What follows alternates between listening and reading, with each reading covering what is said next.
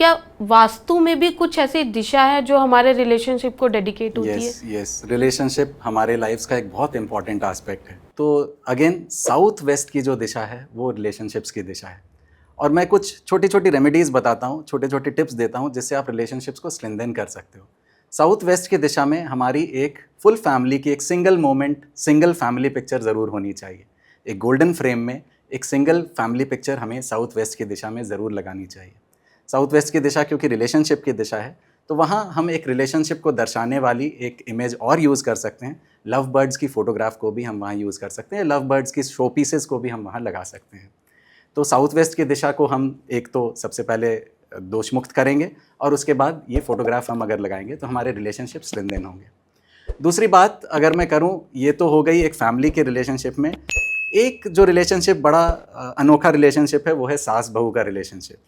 और सास बहू के रिलेशनशिप में अगेन वो चर्निंग वाली जो दिशा है, ईस्ट ऑफ साउथ ईस्ट की दिशा, वो कहीं ना कहीं इफेक्टिव होती हैं। और ईस्ट ऑफ साउथ ईस्ट की दिशा में जहाँ मैंने प्रॉब्लम्स पाई है, वहाँ मैंने देखा है कि सास बहू के रिलेशनशिप में मतलब वो उनका कंप्लेन ही यही था कि हमारे घर में शांति नहीं है। शांति क्यों नहीं है? क्योंकि सास और बहू के डिफरेंसेस हैं। तो सास बहू के डिफरेंसेस के लिए हम ईस्ट ऑफ साउथ ईस्ट को सबसे पहले देखते हैं और उसे अगेन दोष मुक्त करते हैं।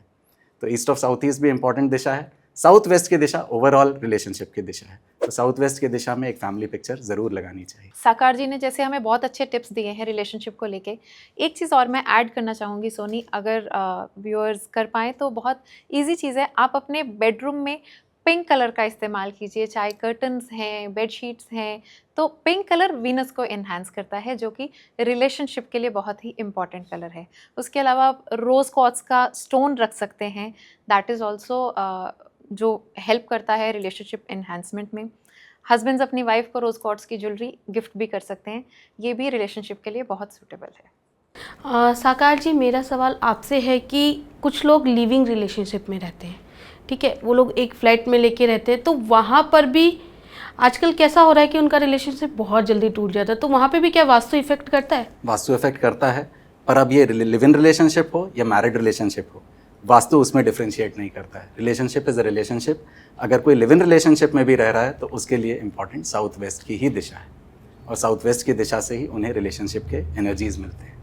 अच्छा शीतल मैम, मेरा आपसे ये क्वेश्चन है कि गर्लफ्रेंड बॉयफ्रेंड जी बहुत कॉमन है आज की डेट में तो मुझे ये बताइए कि अक्सर देखा जाता है गर्लफ्रेंड भाग जाती है या बॉयफ्रेंड भाग जाते हैं, तो आप हमारे यूथ को कुछ टिप देना चाहेंगी कि कैसी गर्लफ्रेंड चुने, उनमें कौन सा नंबर होने चाहिए कि गर्लफ्रेंड भागे ना?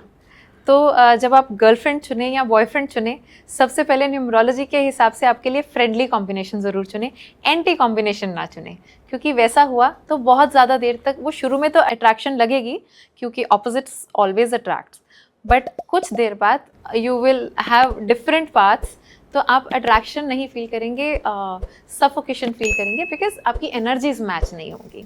तो आप एक कंपैटिबिलिटी ज़रूर चेक कीजिए, चाहे रिलेशनशिप में आप कुछ देर के लिए भी हैं, लेकिन अपने नंबर्स के हिसाब से ही आगे बढ़ें।